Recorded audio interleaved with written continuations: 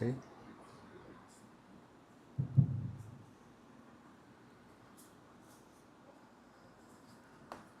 Amados irmãos, parece que quando nós partimos o pão juntos, não há mais nada a ser dito, já que a mesa do Senhor representa tudo o que significa a sua maravilhosa pessoa, sua maravilhosa obra, realizada para a satisfação do coração de seu Pai e para a nossa redenção. Realmente carecemos de tanta graça da parte do Senhor, para quando partilhamos a palavra do Senhor após um tempo como esse, a mesa do Senhor. Irmãos, é muito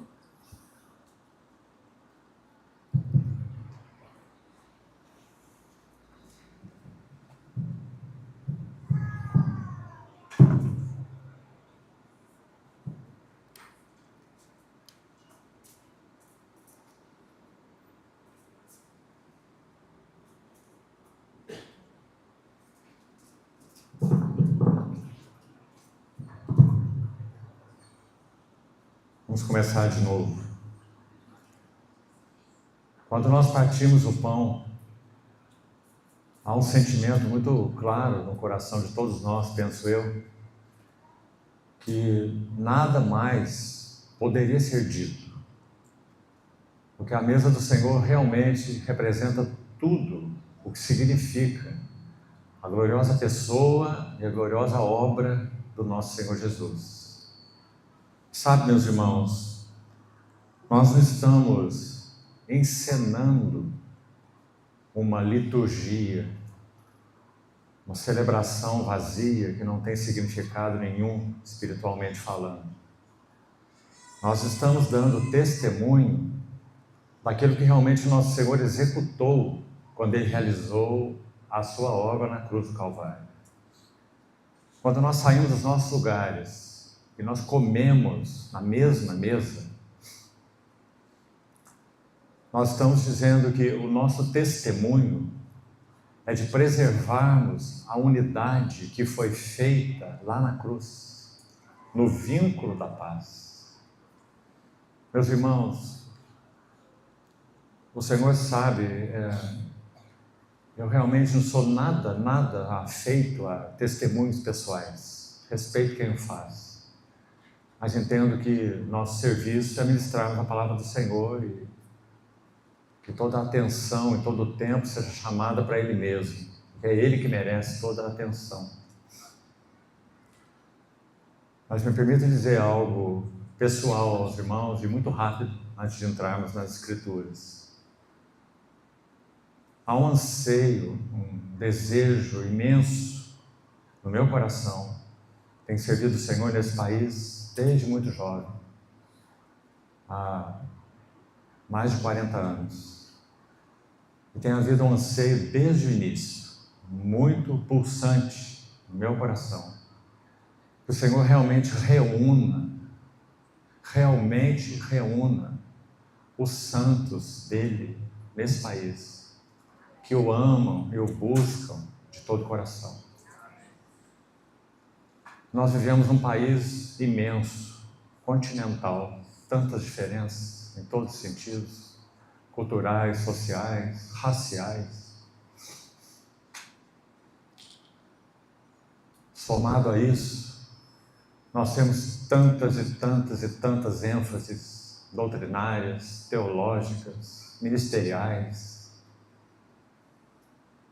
Que privilégio seria para todos nós, meus irmãos, principalmente aqueles aqui, que são muitos aqui, que têm servido o Senhor também há muitos anos, talvez há décadas também.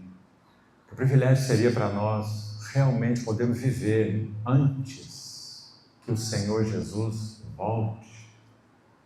Essa realidade do que nós abrimos a Bíblia e tantas vezes tão ousadamente pregamos. Nós ouvimos hoje nosso amado irmão falar sobre os leprosos. Sabe, irmãos, muitos de nós, nesses anos, nos sentimos leprosos. Muitos de nós, muitos.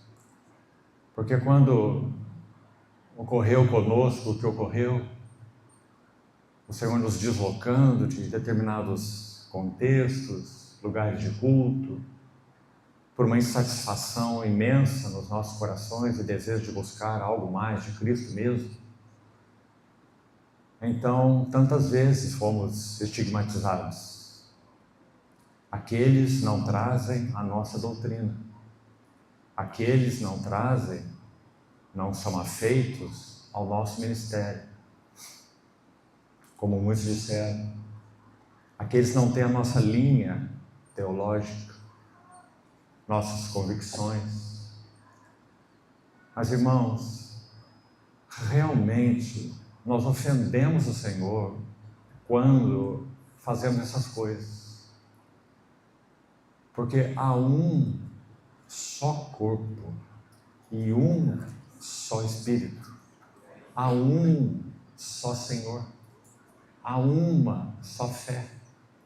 Nós só somos impedidos de realmente caminharmos juntos quando está envolvido ou envolvidas heresias que afetam e negligenciam, ofendem, arrasam os fundamentos da fé.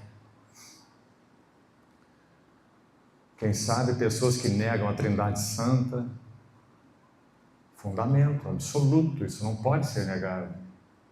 Quem sabe pessoas que negam a encarnação de Cristo, do Verbo eterno, assumindo natureza humana, isso não pode ser negado. Quando nós começamos esse tempo de louvor, foi colocado um cântico aqui com uma expressão horrível. Rapidamente, graças ao Senhor, uma irmã veio aqui e veio corrigir a expressão. Dizia que o Verbo estava reencarnado, reencarnado. Alguns prestaram atenção, não é? Na letra. O Verbo reencarnado. Então, foi um erro de digitação, claro, né? Então, uma irmã veio rapidamente aqui e corrigiu isso, já que o cântico diz o Verbo encarnado. Então, tudo aquilo que ofende fundamentos da nossa fé, então sim, a palavra de Deus nos orienta a nem comermos com essas pessoas. E quanto à expiação de Cristo? Se a expiação for vilipendiada, for negada, o sangue da expiação, como é que nós vamos ter comunhão? E quando a verdade da justificação exclusivamente pela fé é negada, como que nós vamos ter comunhão? Isso arrasa o fundamento da nossa justificação em Cristo, que vem antes da nossa comunhão. Então, há pelo menos 8 fundamentos que são essenciais para que nós possamos manter a verdade. Como que nós vamos preservar a unidade sem a base da verdade? Já que a unidade que o Espírito de Deus promoveu, ela foi baseada na verdade. A verdade é prévia à unidade, mas não é a minha verdade, nem a sua verdade. E nem determinadas verdades teológicas ou doutrinárias, mas as verdades que são fundamentos nas Escrituras. Então, meus irmãos, também já nos foi lembrado, concluindo esse pequeno testemunho, que quando Paulo escreveu a sua epístola aos Coríntios, numa mesma e única assembleia, a Assembleia dos Coríntios, ele enfrentou esses problemas. Divisões por vários motivos, não é? Você conhece a carta, não foi por apenas um motivo, vários motivos. Um deles, talvez o mais grave, já que a epístola começa por este problema, já está logo no capítulo 1. Eu sou deste, eu sou daquele, eu sou daquele outro. Uma assembleia numa cidade específica, Corinto, dividida por causa de ênfases ministeriais. E até, juntamente com isso, por personalidades. Eu sou seguidor de, eu sou seguidor de, eu sou seguidor de. Então, meus irmãos, concluindo, a única chance e oportunidade que nós temos, como Igreja do Senhor, de realmente avançarmos como sendo um povo, em uma comunhão, uma fé, um Senhor, uma confissão,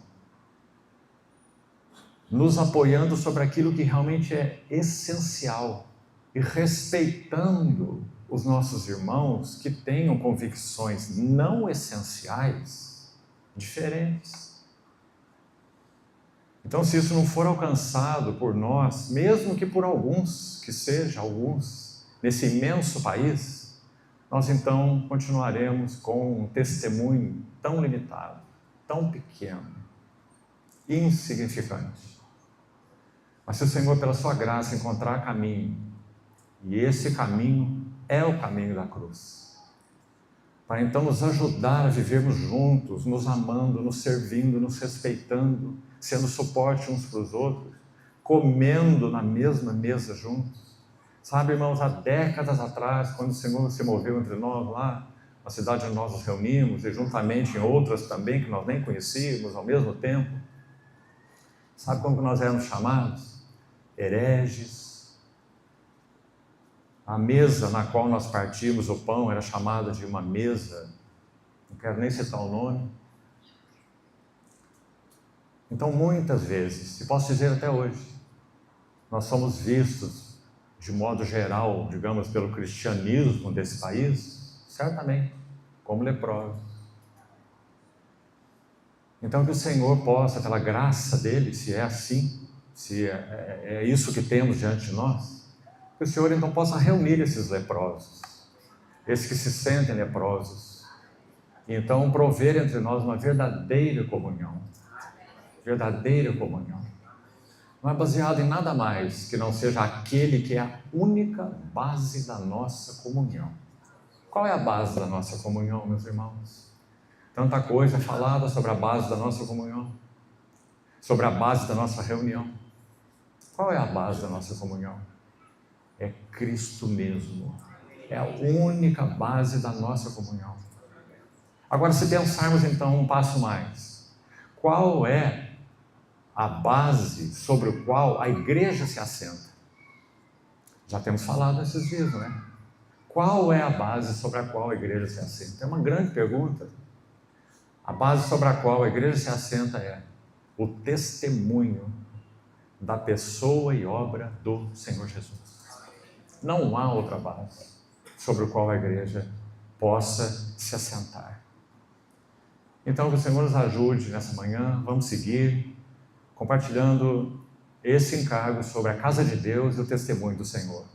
Que o Senhor nos ajude, meus amados irmãos, nos ajude nessa manhã. Não estamos aqui reunidos para colocarmos um fecho naquilo que o Senhor nos tem falado nesses dias. Quero fazer minhas, Deus o sabe, Deus é testemunha, as palavras de Paulo quando ele começou a escrever a sua primeira epístola aos Coríntios. Foi em fraqueza, foi em temor e foi em tremor que eu estive entre vós. Então também esse é meu coração, porque eu sei, meus irmãos, eu sei o que o Senhor tem confiado a mim, a Rodrigo, a vários outros irmãos que foram unidos e vinculados pelo Senhor, não por nenhum tipo de ênfase ministerial e nem por nada, mas vínculos espirituais. Nós sabemos o que o Senhor nos tem conferido e queremos ser fiéis a isso. E o que Ele tem nos conferido é o que nós temos anunciado nesses dias. É que realmente nossa única base de comunhão é o nosso amado Senhor Jesus. E precisamos aprender a viver juntos uns com os outros. Precisamos saber a considerar os outros superiores a nós mesmos. Precisamos aprender a olhar para os nossos irmãos, como infelizmente, nesse contexto, temos que fazer assim, né? Naturalmente falando, temos que olhar assim, né? Nós precisamos aprender a olhar os nossos irmãos assim.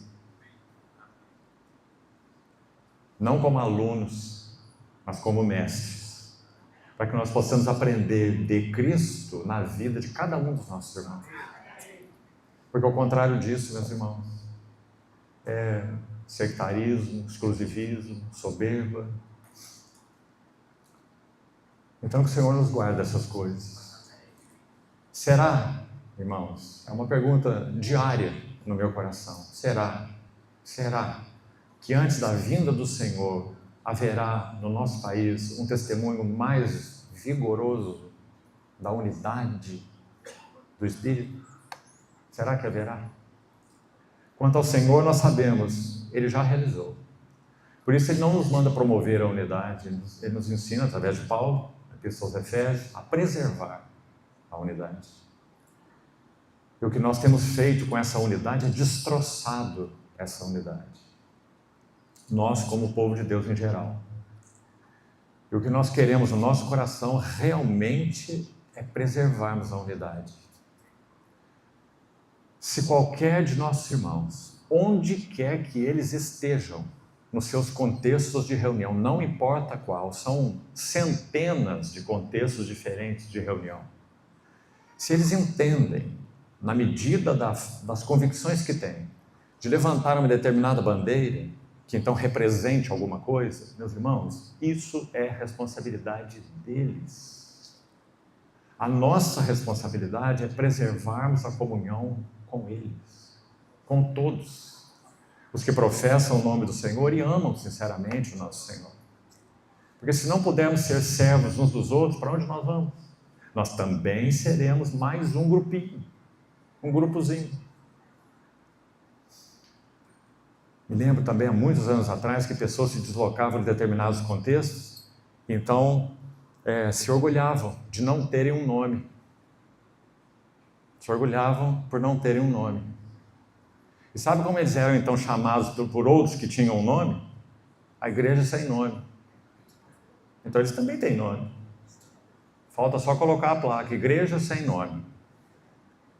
O que isso mudou? O que isso significa? Então que o Senhor nos ajude, meus amados irmãos, a darmos muitos passos mais. Mesmo não conhecendo muito, aliás, conhecendo pouco, da imensa maioria dos irmãos que estão aqui, conheço alguma coisa. E quando nós vemos essas filas se formando e nós comemos na única mesa, que não é a mesa de ninguém, que é a mesa do Senhor, meus irmãos, mesmo que um pequeno grupo como nós estamos hoje, que testemunho nós estamos dando, não é verdade?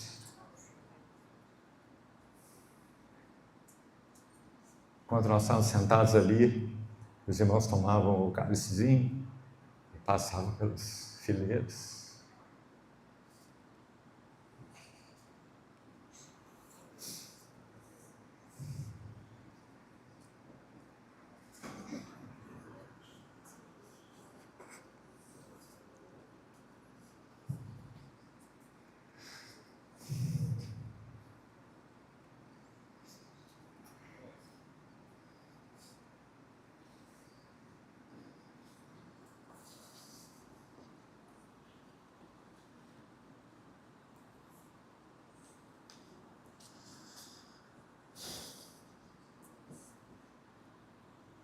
Vamos abrir a palavra de Deus em 1 Timóteo.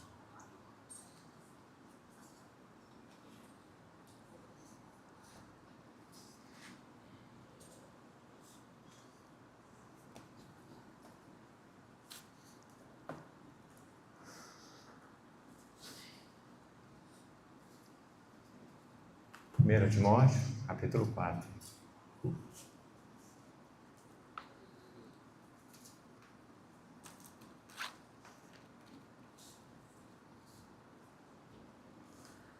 Verso 14.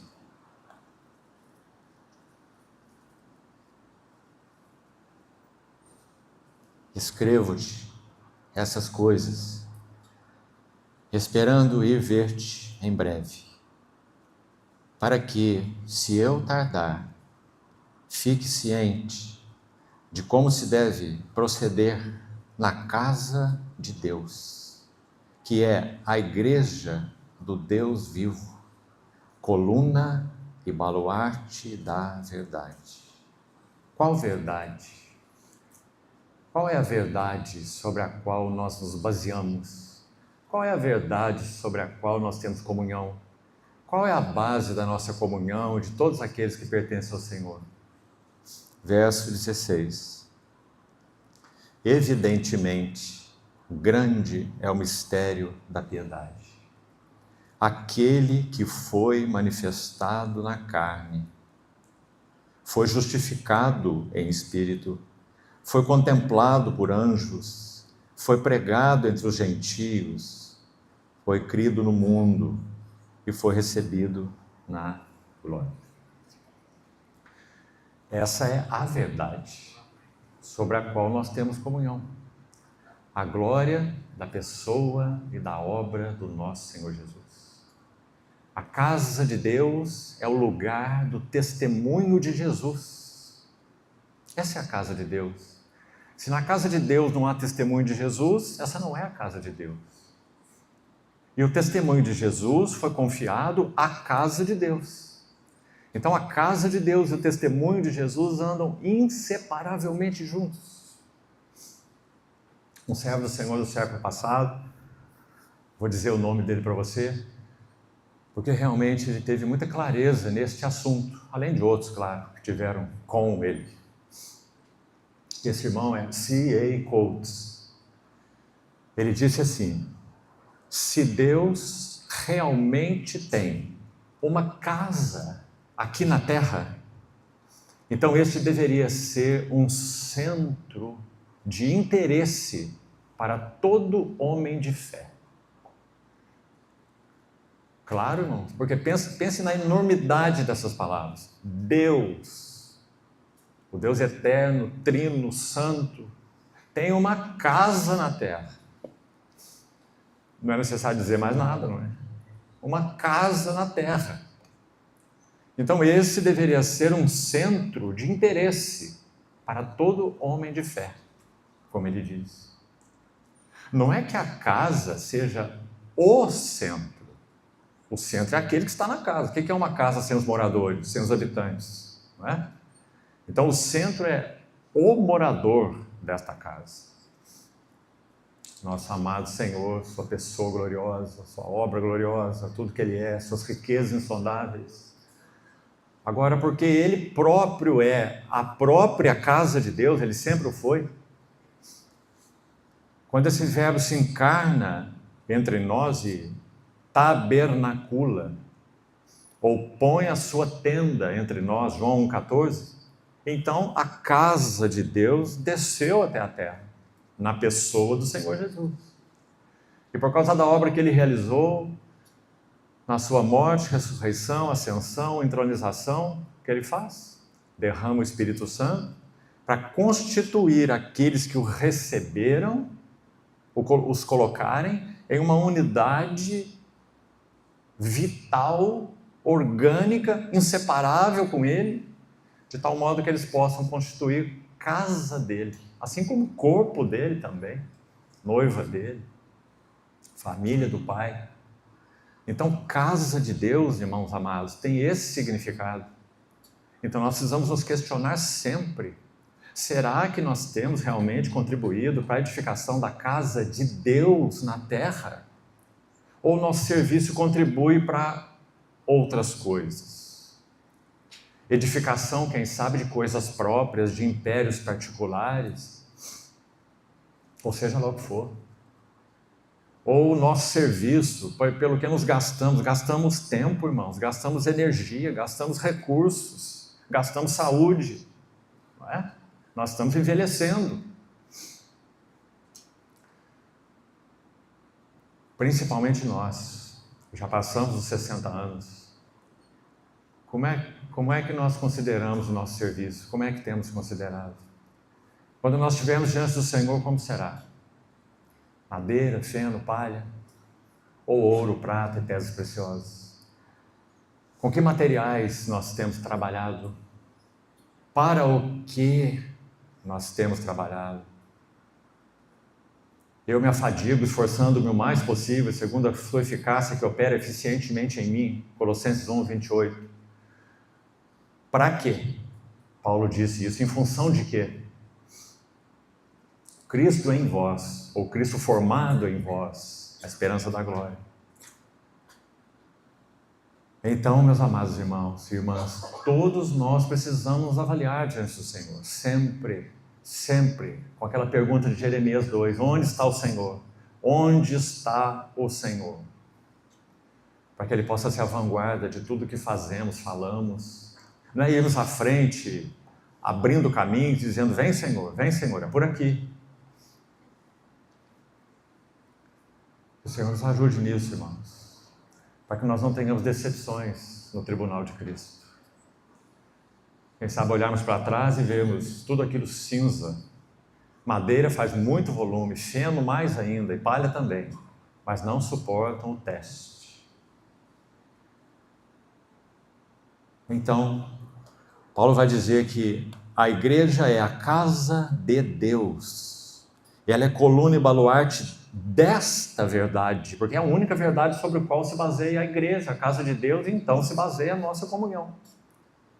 Esse que foi manifestado na carne, justificado em espírito, contemplado por anjos, pregado entre os gentios, crido no mundo, recebido na glória. Esse é que nós adoramos, focamos, queremos viver dele, por ele, para ele. Partimos o pão em memória dele, falamos a palavra dele, para que ele seja conhecido, amado, honrado, servido. Do contrário, irmãos, estamos traídos. Então, vamos seguir com isso. Com a ajuda do Senhor, eu gostaria de dar 2 passos nessa manhã. Creio que nós teremos tempo para isso até o meio-dia. O primeiro passo é nós falarmos um pouco, quero buscar seu objetivo nisso, para chegar ao encargo central dessa manhã, sobre os 3 textos que citei ontem. Então, nós não vamos lê-los, eu vou citá-los, você pode abrir aí, por favor, para ir conferindo. E quero colocar para os irmãos 3 questões relacionadas a cada um dos textos. Então, se você se lembra, o primeiro é Marcos 1, deixe-me localizar exatamente onde está, embora nós não vamos fazer a leitura, para podermos ganhar um pouco mais de tempo. Mas você tem o texto aí. Marcos capítulo 1, por favor, abra sua Bíblia, dos versos 21 a 28. Apenas olhe aí para esse texto. Marcos 1, de 21 a 28. O contraste que nós iremos fazer aqui é o seguinte: o flagrante contraste que há, especialmente no Evangelho de Marcos, mas não só no Evangelho de Marcos, entre as sinagogas e as casas. Nós já falamos, assim terminamos ontem, que quando o assunto mencionado é casa, seja de quem for, casa de Pedro em Cafarnaum, casa de Jairo, e etc., tantas casas, a casa de Betânia, né? Então ali, nessas casas, o Senhor era recebido, ele manifestava realmente o que ele era, quem ele era, o poder que ele tinha, a compaixão que ele tinha, a graça que ele tinha, e tudo que os irmãos já sabem, não é? O desejo por intimidade que ele tinha, quando pensamos em Betânia, por exemplo. Então, essas casas, toda vez que você estiver lendo o Evangelho, casa aqui, casa ali, casa lá, observe bem, porque você vai ver que ali Jesus tinha, de uma maneira ou de outra, seus direitos reconhecidos. Ali ele encontrava o que realmente ele queria. O que ele queria? Fome, sede, busca, desejos por ele, pelo que ele é, pelo que ele tem, né? Essa é a relação do Senhor com as casas. Mas quando nós olhamos para as sinagogas, é exatamente o oposto. Então eu gostaria de tirar essas 3 ilustrações aí. Olha a primeira. Marcos abre o Evangelho com isso. Marcos 1, versículos, então, capítulo 1, versos 21 a 28. Nosso Senhor entra na sinagoga de Cafarnaum. Então, nessa primeira ilustração aí, ele encontra um homem com espírito imundo. Essa é a narrativa.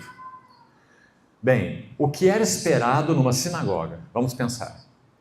As sinagogas foram criadas lá na Babilônia. E foram criadas com uma boa intenção. Você sabe que lá na Babilônia estava Esdras, o escriba. Podemos dizer, um homem da palavra. Ele foi responsável por compilar vários livros do Velho Testamento e reuni-los. Ele foi usado durante o tempo de Neemias, além do tempo dele próprio, que ele retornou do cativeiro. Ele foi usado também quando Neemias retornou. Você se lembra que ele é chamado, e isso está em Neemias capítulo 8, para trazer a lei diante do povo, ele e outros, né? E montam aquela plataforma lá e ministram a palavra de Deus desde a alva até o meio-dia. e lendo no hebraico e explicando no aramaico. Porque o povo estava no cativeiro babilônico, desaprendeu o hebraico, aprendeu a língua persa, então eles liam em hebraico e o povo não poderia entender. Então eles explicavam em aramaico, que era a língua que o povo podia entender. Por isso você vê lá no texto de Neemias 8, eles lendo e dando explicações sobre o que se lia. E o resultado, todo o povo chorava ao ouvir as palavras da lei. Um renovo. Esdras foi alguém que recuperou a palavra de Deus no meio do povo. E as sinagogas foram criadas na Babilônia para que fossem centros de culto, porque na Babilônia só tem ídolos, terra dos ídolos. Então as sinagogas foram criadas para quê? Para que ali a palavra de Deus fosse ensinada, número 1, para que a adoração fosse genuína, o saltério, adorando o Senhor, cantando os salmos, as orações fossem feitas num ambiente então próprio, resguardado daquilo que era do interesse do Senhor, a parte dos ídolos, dentro da Babilônia, sinagogas. Agora nós estamos aí, 500 anos depois, nosso Senhor Jesus está aí, o Verbo encarnado. O que está acontecendo aí? Na sinagoga, lugar do ensino, lugar da adoração, lugar do culto, lugar das orações, nós temos um espírito imundo. Meus irmãos, esse relato é tão significativo. Quando nós ouvimos assim nos nossos dias, no meio, claro, chamado cristão, a Bíblia não é suficiente. Você já ouviu isso? A Bíblia, a palavra do Senhor, precisa ser atualizada. Quando nós ouvimos assim, a Bíblia contém a palavra de Deus, mas a Bíblia não é a palavra de Deus. O que significa isso? Um espírito imundo na sinagoga. Então nós sabemos como o Senhor trata com esse espírito imundo. Porque sim, irmãos, todos os espíritos imundos irão afrontar duas coisas em particular, porque na verdade elas são a mesma. Cristo, o Verbo vivo, a palavra viva, e a palavra escrita. As duas coisas, sempre. Então aí está. Não vou entrar em detalhes mais. Um espírito imundo no lugar do culto, no lugar do ensino, no lugar da adoração. Então o Senhor tratou com ele. Seguindo para a próxima narrativa, também vamos apenas abrir e localizá-la. Você pode fazer seu estudo posteriormente. Lucas capítulo 6. Nós temos aí mais uma narrativa.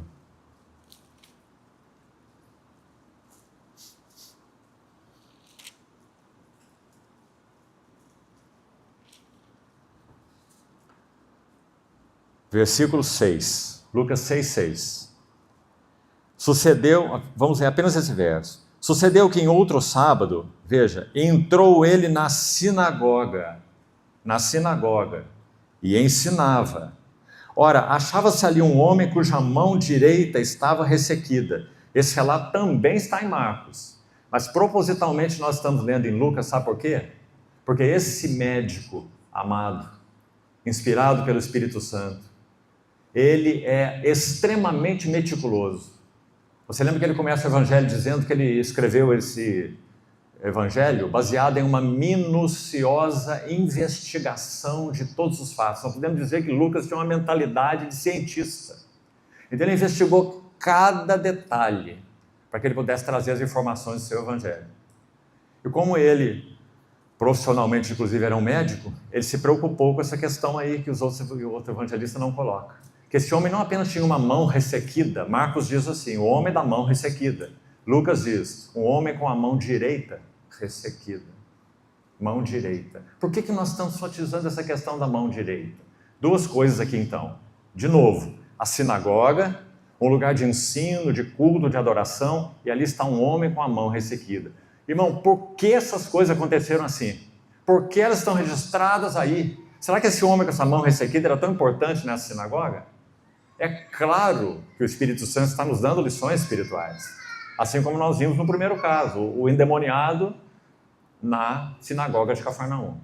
Aí está o homem com a mão ressequida, e nosso Senhor vai agir sobre esse homem. Nosso Senhor poderia não ter agido sobre esse homem. Não está escrito aqui que esse homem pediu nada para o Senhor. Está? Não. Ele estava lá na sinagoga. Por que o Senhor colocou os olhos nele? A sinagoga e um homem com mão direita ressequida. O que será que isso significa? Incapacidade de cooperar plenamente com aquilo com que o Senhor está envolvido. Então, como eram as sinagogas naquele tempo? Exatamente isso. Elas tinham uma incapacidade total de cooperar realmente com os interesses do Senhor. Eram locais simplesmente de cultos mecânicos, sem nenhuma realidade espiritual. Lá estavam os fariseus ensinando, colocando fardo nos ombros dos homens e tudo que você já sabe. Não é? Esse era o ambiente. Então Nosso Senhor colocou os olhos naquele homem e vai trazer aquele homem que, obviamente, está representando tudo que a sinagoga significa. Então vamos guardar isso em segundo lugar. Incapacidade de cooperar plenamente. Não são as duas mãos ressequidas, é uma mão ressequida, é a mão direita. Então uma incapacidade de cooperar plenamente. Aí precisamos avaliar também. Nós temos buscado cooperar plenamente com aquilo que o Senhor está envolvido? Se Ele está envolvido, o nosso coração é também de respondermos aquilo que Ele está envolvido, se é que Ele nos tem chamado, porque às vezes Ele pode chamar outros, né? Mas se Ele então tem trazido carga ao nosso coração, naquilo com que Ele está envolvido, então nós temos cooperado plenamente naquilo que Ele está envolvido, e plenamente significa tudo, com o coração, com os afetos, com os encargos, com o tempo, com as energias, como já falamos no início. Então aí está esse homem. Sabe o que diz o Salmo 137? Registra aí para você ler depois, para podermos avançar. Salmo 137, de 1 a 6, é um maravilhoso salmo. Em um dos versos, o salmista vai dizer assim: que se resseque a minha mão direita, que se resseque a minha mão direita, e que a minha língua se apegue ao paladar, se eu não preferir Jerusalém à minha maior alegria. Você localizou esse verso aí nesse Salmo 137? Irmãos, Jerusalém era o lugar da casa de Deus. Jerusalém era o lugar do testemunho do Senhor. Então o salmista está dizendo que a minha mão direita se resseque se eu não preferir a casa de Deus, se eu não preferir o testemunho do Senhor sobre todas as outras coisas. Se eu não preferir Jerusalém à minha maior alegria. Então, essa é a segunda lição importante aí. As sinagogas não tinham mais condição de cooperar com o Senhor na plenitude do seu propósito. Estavam longe disso. As sinagogas tinham a mão direita ressecada. Sim, a palavra de Deus ainda estava ali. Os salmos ainda estavam ali. Os cânticos ainda estavam ali. Mas sem condições de cooperar plenamente com aquilo com que Deus estava envolvido. Os interesses de Deus. Terceira ilustração. Marcos capítulo 6. Também vamos apenas localizá-la e você faça a leitura posteriormente, se desejar. Marcos 6, de 1 a 6. Olha novamente. Outra sinagoga, agora em Nazaré. Por que é importante também esse relato? Já começa aí, logo no início, dizendo: Jesus partiu dali, foi para a sua terra, ou seja, Nazaré. Seus discípulos então o acompanharam. Chegando o sábado, passou ele a ensinar na sinagoga e etc. Você vai ler aí. O que nós encontramos aí nessa sinagoga? Irmãos, é a cidade de Jesus. Foi onde ele foi criado. Onde ele era melhor conhecido. Conheciam a família dele, a profissão dele, os pais dele, os irmãos dele, tudo. Nazaré, ali ele foi criado.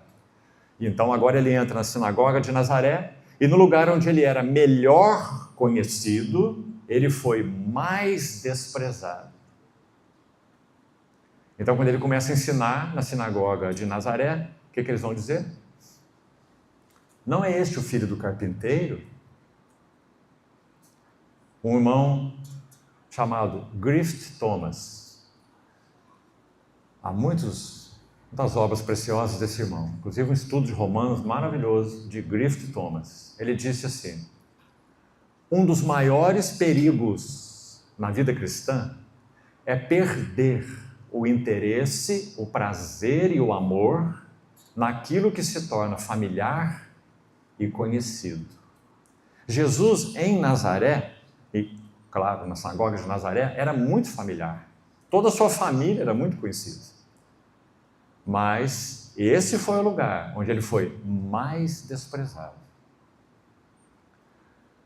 E isso reflete bem o que as sinagogas eram. Vamos repetir. O que o irmão disse, um dos maiores perigos na vida cristã é perdermos o interesse, o prazer e o amor naquilo que se torna familiar e conhecido.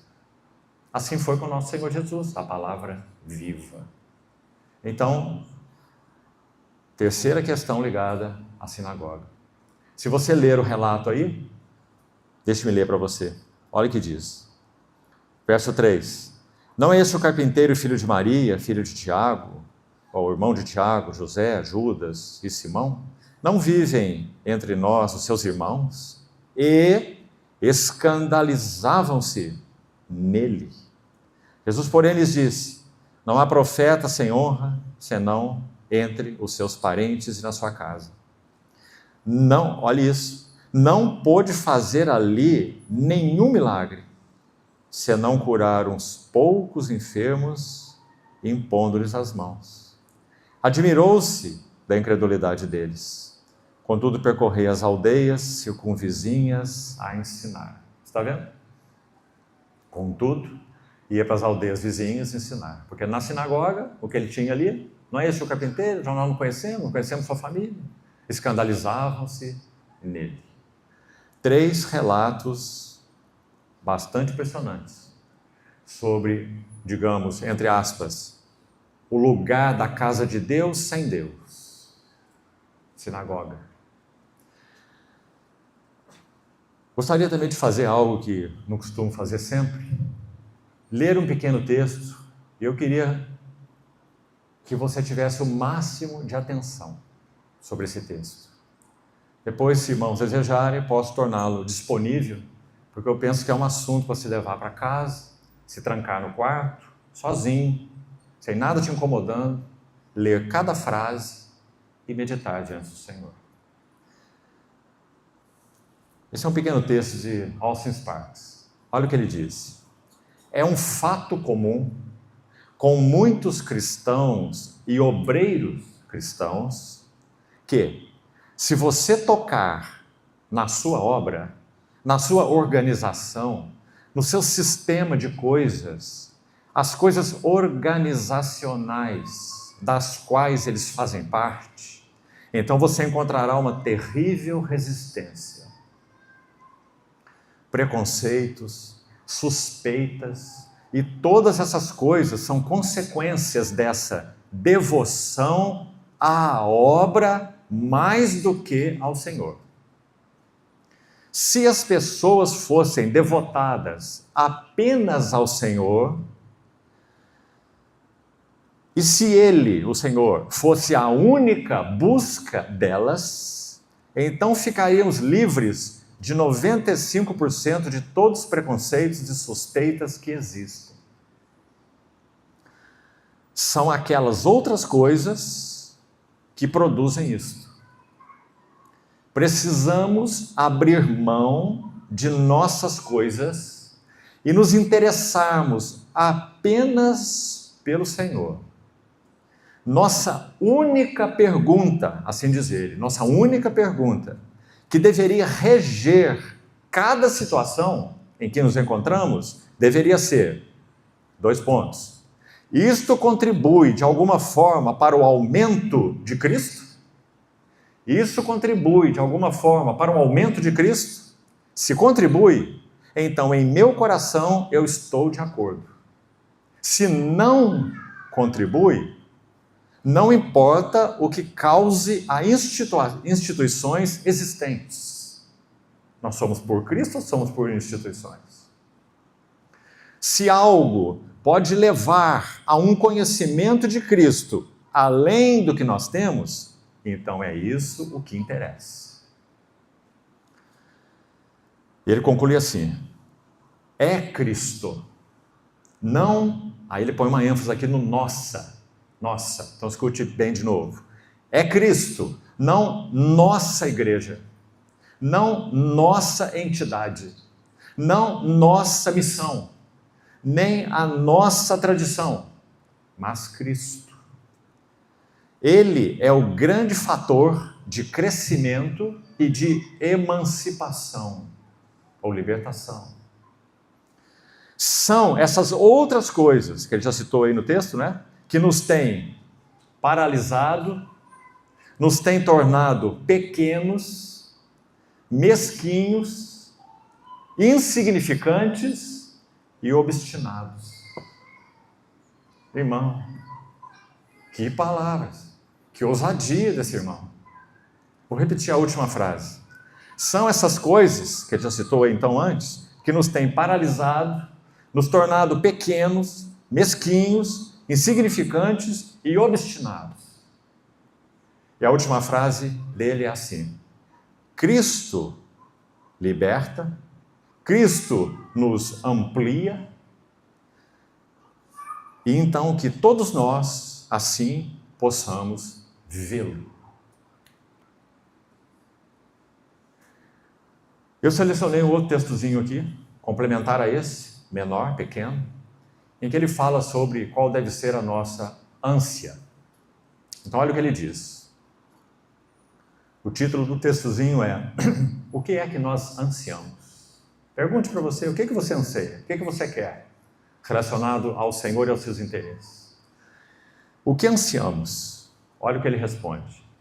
Um mover do Espírito Santo sobre os crentes que realmente veem qual é o desejo do coração do Senhor e que se entregam totalmente a Ele e ao seu propósito para esta geração. Qual seja o propósito? Restaurar a centralidade e a supremacia do Senhor Jesus. E a verdadeira base de comunhão do corpo de Cristo. E nós sabemos qual é a verdadeira base de comunhão do corpo de Cristo. É o testemunho da pessoa e obra do nosso Senhor Jesus. E assim termina esse texto. Se não é isso que ansiamos, então o que é que nós ansiamos? Nós ansiamos coisas particulares. Ansiamos movimentos particulares. Estamos apegados a coisas particulares, seja essa coisa o que for. Aqui então, meus amados irmãos, no resto do tempo que temos, concluo esse assunto do testemunho do Senhor, na casa do Senhor. Agora eu gostaria de dar um último passo, completando o que nosso querido irmão encerrou ontem à noite e que também eu já havia anunciado. Se nós estamos compreendendo qual é o interesse do Senhor, se estamos compreendendo o que é a casa de Deus, o que é o testemunho do Senhor, e o que significa crescimento na graça, até que Cristo realmente seja formado em nós, então temos uma pergunta: qual é o caminho? Então, como já foi enfatizado por ambos de nós, o caminho é um só e ele foi descrito pelo Senhor. Não há nenhuma novidade aqui. O caminho descrito pelo Senhor foi o caminho da cruz. Se alguém quer vir após mim, há um grande se aí. Se alguém quer. Temos que responder se queremos ou não. Se alguém quer vir após mim, a si mesmo se negue. Com tudo que pensa, sente, entende, conceitos, preconceitos, tradições, coisas, herança, seja lá o que for. A si mesmo se negue, tome a sua cruz e me siga. E esse mesmo relato em outros evangelistas vai dizer que aquele que não faz isso não pode ser o meu discípulo. Tão claro foi nosso Senhor. Então agora também, mesmo que de novo falando de modo resumido, eu gostaria de ir aos textos, 4 textos, onde uma chave nos é dada, chave para o nosso entendimento deles, e a chave é a seguinte: quem quiser salvar a sua vida, perdê-la-á. Mas quem perder a sua vida própria, o que você é em si mesmo, seus conceitos, suas coisas, quem a perder por minha causa, e essa é a única causa justa, certo? Não é por causa de ninguém e de coisa nenhuma, mas quem a perder por minha causa então achá-la-á. Graças ao Senhor por isso. Então o Senhor está propondo uma troca para nós. Ele está dizendo, deixa o que é teu, busca o que é meu, porque então você vai achar verdadeira realidade, verdadeira vida. É uma troca que o Senhor propõe aí, não é? Muito profunda. Então olhe só o que isso significa. Então primeiro guarde, essa é a chave. Os 4 textos que vamos citar, não é apenas neles onde aparece essa chavezinha. Ela aparece em outros textos também. Então você pode ir nos evangelhos, seria muito bom que fizesse, e olhasse todos os lugares dos 4 evangelhos onde aparece essa frase, essa específica. Quem quiser salvar sua vida, há outras traduções que dizem quem quiser ganhar sua vida, ainda há quem quiser preservar a sua vida, é tudo a mesma coisa, né? A mesma ideia. Então quem quiser salvar sua vida, perdê-la-á, quem perder a sua vida por minha causa, achá-la-á. Essa é a chave que vamos usar. Vamos ver então onde isso aparece e qual é o significado do caminho da cruz. Então vamos lá primeiro em Mateus capítulo 10.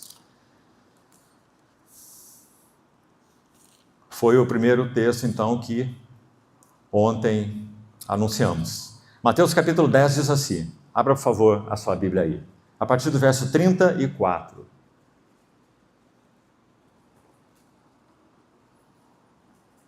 Não penseis que vim trazer paz à terra. Não vim trazer paz, mas espada. Pois vim causar divisão entre o homem e seu pai, entre a filha e sua mãe, entre a nora e sua sogra. Assim os inimigos do homem serão os da sua própria casa. Claro que está muito evidente o que o Senhor está dizendo aqui, né? Que divisão que ele está dizendo que ele veio causar. Ele está dizendo que a realidade de recebê-lo iria necessariamente e até infelizmente causar essa divisão. É por causa dele, é por causa de recebê-lo. Por isso ele diz, eu vim causar divisão. Porque dentro de uma mesma casa, um pode me receber, outro pode não receber, até mesmo entre marido e mulher, até mesmo entre pai e filho, até mesmo entre nora e sogra, né? Então ele vai seguir assim, verso 37. Quem ama seu pai ou sua mãe mais do que a mim, cuidado também, preste atenção, porque as Escrituras dizem que nós temos a responsabilidade e até mesmo o privilégio de honrarmos sempre nosso pai e a nossa mãe, mesmo que eles sejam o que forem, inclusive se forem incrédulos, se não tiverem o Senhor, não muda nada. Honra o teu pai e a tua mãe. Aqui não tem nada a ver esse texto com isso. Aqui ele está dizendo sobre amar mais. Então o Senhor está falando sobre prioridade de afeição, muito claro. Então está dizendo, aquele que ama seu pai ou sua mãe mais do que a mim, não é digno de mim. Quem ama seu filho, sua filha, mais do que a mim, não é digno de mim. E quem não toma sua cruz e vem após mim, não é digno de mim. E aí está a chave que nós estamos usando, olha aí no próximo verso. Quem acha, aqui Mateus usou a palavra acha, né? Com sentido de procura. Quem procura a sua vida, quem ganha a sua vida, perdê-la. Todavia, quem perde a vida por minha causa, achá-la. Aí está. Vamos colocar em uma frase. O Senhor está nos ensinando que o caminho da cruz significa um corte na prioridade que possamos dar às afeições naturais. Guarde isso, irmão. Pense sobre isso. Até mesmo porque todas as nossas afeições, nos nossos relacionamentos humanos, elas só terão beleza, só terão valor, dignidade e valor diante do Senhor, se a prioridade de afeição dos nossos corações for Ele mesmo. Vamos tomar a relação mais íntima, marido e mulher. Nunca será possível para um marido amar a sua esposa adequadamente, para não dizer como Cristo amou a igreja, né? Sacrificialmente, plenamente. Mas, no mínimo, amá-la dignamente, amá-la servindo, amá-la cuidando, será impossível para ele se Cristo não for a prioridade das suas afeições. Se for, então ele terá condições e graça e capacidade de amá-la dessa maneira. Então a coisa mais linda que uma esposa pode fazer para o seu marido cristão é estimulá-lo a amar a Cristo. Estimulá-lo em todos os sentidos. A realmente dedicar tempo à palavra do Senhor, de dedicar tempo à oração, ler bons livros espirituais. Nós conhecemos cada história. Nós esquecemos a história de uma irmã que colocou num iPod uma série de, sei lá quantas, acho que umas 15 mensagens, no bolso de um irmão que estava deprimido, desiludido, em um determinado ponto da sua vida cristã, depois de ter seguido o Senhor tantos anos, cansado, frustrado. A irmã começou a encontrar lá alguma mensagem aqui ou ali, nem sei de quem, que alimentou, e então, o que ela fez? Ela tentava falar com ele alguma coisa e dizia: amor, por favor, eu não estou em condições de receber mais nada, estou tão assim, cansado, tão desiludido. Aí um dia ele foi fazer uma viagem, ela encheu um iPod com mensagens, colocou no bolso dele e disse: você vai ficar 11 horas no avião mesmo aí, sem fazer nada? Quieto lá, você vai sozinho? Então, houve alguma coisa desse... Colocou no bolso dele, olha que eles estavam saindo para viajar. Aí ele disse que começou lá um tempo, o que eu vou fazer aqui? Então vou pegar, deixa eu ver o que tem aqui. E começou a ouvir algumas mensagens. E o avião lá, em cima do Atlântico, de noite, tudo escuro. Aí ele disse que começou a ouvir, então ele escondia o rosto assim, para ninguém perceber que ele estava lá em lágrimas. Porque de novo, depois de alguns anos, o Senhor estava começando de novo a encontrar lugar para falar ao coração dele. Que lindo, né? Que esposa sábia. Então, meus amados irmãos, o que o Senhor está nos ensinando aí nesse primeiro texto? Que se Ele não for o foco da nossa atenção, da nossa afeição, então os relacionamentos serão distorcidos. Nós daremos prioridade de afeição, de atenção a outras afeições. Agora, uma paradazinha aqui rápida antes de seguirmos. O que é o trabalho da cruz? Eu tenho certeza que em outras ocasiões já falamos isso com os irmãos. Mas também vou fazer de novo minha aqui as palavras de Paulo, dizendo assim: a mim não me desgosta, a mim não me desgosta, e é segurança para vós outros que eu vos diga as mesmas coisas. Então eu quero repetir para os irmãos.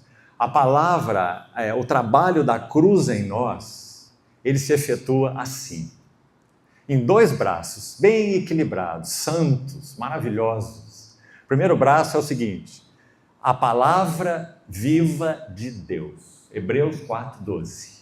A adaga, a faca afiada de dois gumes. Por isso Tiago vai dizer: acolham com mansidão a palavra em vós implantada. Acolham, não rejeitem, porque ela é poderosa para salvar vossas almas. Por isso o autor de Hebreus no capítulo 2 vai dizer: importa que nos apeguemos com mais firmeza às verdades ouvidas, para que delas jamais nos desviemos. Hebreus capítulo 2. Hebreus capítulo 4 vai dizer: a palavra que aquela geração ouviu no deserto não lhes aproveitou, porque ela não foi acompanhada pela fé naqueles que ouviram. Eles não agarraram a palavra que ouviram. Então a geração morreu no deserto, pela incredulidade. É o ensino de Hebreus capítulo 3, que conclui no capítulo 4, com esse texto que eu já citei: a palavra de Deus é viva e eficaz, mais cortante que uma adaga de dois gumes, e penetra e divide, não é? Agora, atenção, a palavra de Deus, também já falamos disso em outro dia, quando usamos aquela ilustração do amálgama de prata, você se lembra? Aquela liga de prata que o odontólogo fazia. A palavra de Deus, quando ela é enviada, ela é dada aos nossos corações, e como Deus nos fala, irmãos, de tantas maneiras. Quando ela é enviada ao nosso coração, ela tem uma expectativa de vida, um tempo de vida. Se ela não for acolhida, ela se perde. Então, só nos resta que na misericórdia do Senhor Ele fale de novo conosco. Mas se esse processo se desenrolar assim, nós não avançamos. O Senhor tem que falar conosco 30 vezes no mesmo assunto e nós não conseguimos sair dali, porque nós não agarramos a palavra de Deus com fé, misturada com fé. Então, primeiro braço do trabalho da cruz, nós precisamos nos expor à palavra de Deus. E quando nos expomos à palavra de Deus, nós precisamos dar um sim à palavra de Deus. Não é um sim à palavra de qualquer vaso que está sendo usado pelo Senhor e falando, não. Você tem a responsabilidade primária de responder ao Senhor. Então, aquilo que você ouve, se você entendeu o ser do Senhor, permita que o Espírito Santo dê testemunho. Ele é teu único mestre, único, nosso único mestre. Mas então, se Ele está dando testemunho no seu coração, não rejeite. Porque a palavra de Deus é viva e eficaz. Mas nós podemos dizer sim ou não a esta palavra. Ou seja, o trabalho da cruz em nós não é compulsório. Compreendeu isso, irmão? Nós podemos dizer sim ou podemos dizer não. Nós podemos agarrar ou largar. O outro braço do trabalho da cruz, para resumir isso, são os arranjos da providência de Deus. Família. Em primeiro lugar, casamento. Você acha que casou com a pessoa errada? Não. Pode estar seguro que você casou com a pessoa certa. Você é que está errado. E na medida que o Senhor vai arranjando as circunstâncias e através delas encontra caminho para trabalhar em nossas vidas, então nós dobramos, nos ajoelhamos e beijamos a mão que trata conosco. E a casa de Deus? A casa de Deus não é um lugar impressionante mesmo? Quantas pessoas distintas em todos os sentidos são colocadas juntas. Aí você faz uma viagem, hospeda na casa de um irmão que você nunca viu, de um país completamente diferente, às vezes nem fala a tua língua, não é? E ele recebe você na sua casa e te entrega o quarto dele, onde ele dorme com a esposa, para hospedar você, para você dormir lá no quarto dele. Quem que faz isso, irmão? Qual outra realidade sobre a face da terra que vive dessa maneira? Não é? É porque realmente nós somos um povo só, nós temos um Senhor só, temos uma fé só, temos uma única linguagem espiritual, não é assim? Então, fecho parênteses aqui, todas as circunstâncias que o Senhor arranja têm o mesmo propósito, de então produzir em nossas vidas um quebrantamento, trabalho da cruz. Então, olha, guarde isso para você pensar. A cruz trabalha em nós pela palavra e a cruz trabalha em nós pelas circunstâncias. Você se lembra aquela frase de Watchman Nee, se referindo a Madame Guyon, uma irmã que compreendeu bastante do caminho, da jornada espiritual, embora tenha vivido num ambiente tão distinto. Acho que você conhece um pouco da história dela. Quando ele se lembrava dela, ele disse algo assim: todos nós precisamos aprender a nos ajoelharmos e a beijarmos a mão que trata conosco. Então ele diz, como fazia a irmã Madame Guyon. Uma nobre francesa, rica, linda e nobre. Tudo que qualquer mulher quer. Rica, linda e nobre. Um dia ela fez uma oração. Sabe qual foi a oração dela? Depois que ela recebeu o Senhor?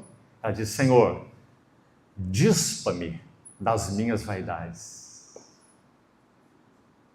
Que coragem, não é?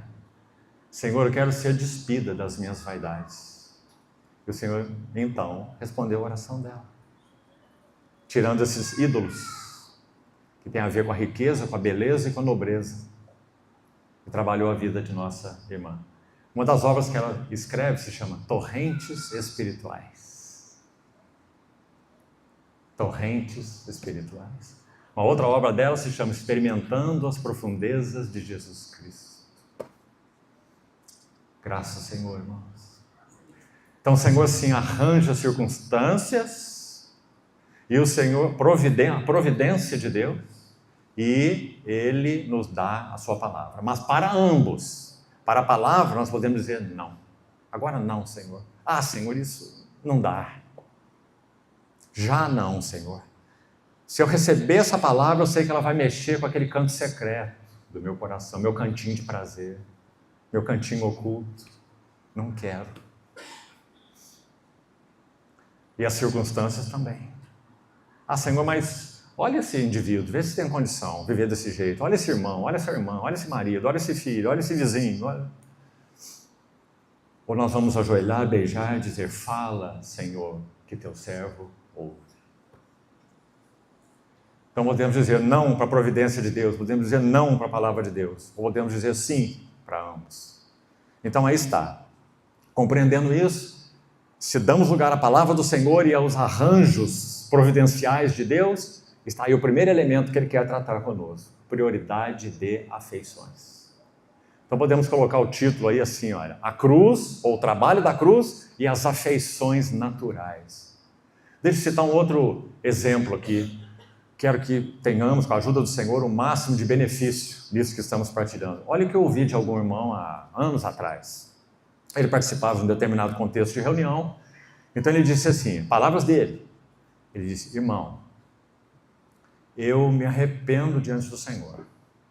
Porque entendo que, embora o Senhor já estivesse me dando luz clara sobre determinados assuntos que estavam incoerentes, muito incoerentes, no ambiente onde eu vivia, eu priorizei, palavras dele, os relacionamentos. E eu permaneci ali, sabendo que o Senhor tinha algo, o Senhor estava me falando algo e queria me retirar, no caso dele, queria me retirar dali, mas eu permaneci ali por causa dos relacionamentos.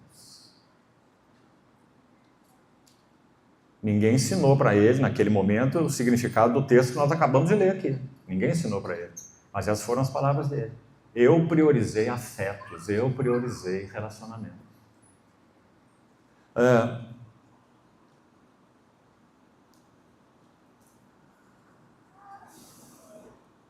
Vou pedir permissão aos irmãos para ler um texto muito triste, mas eu quero lê-lo. Esse texto foi escrito por um servo do Senhor chamado Harry Ironside. Ele tem um lindo comentário sobre Esdras, Neemias e Esther. Ironside. Então, vou registrar aqui, ler para os irmãos exatamente o que está escrito numa obra dele sobre o livro de Esdras. Triste história, então se prepare aí. Mas olha a importância disso. Ele registra assim: eu conheço um clérigo que há anos atrás foi convencido de que a posição dele não era escriturística, mas que, tendo enfrentado oposição por parte da sua família, quando ele pensava em avançar por amor ao nome do Senhor. Olha o que está acontecendo aqui. Não é dito em que contexto ele estava, isso não importa, mas ele estava recebendo algo do Senhor que ele entendeu, no caso dele, que então ele teria que avançar. Ele teria que deixar aquele ambiente, onde ele servia como clérigo, inclusive.